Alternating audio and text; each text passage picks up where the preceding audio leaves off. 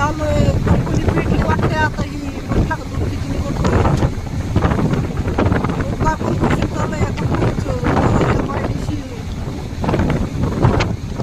पहिलं किती दूर भेटली भावांनो आता चाललं गावाकडं आलोय गावाजवळ जवळ पाऊस चालू इकडं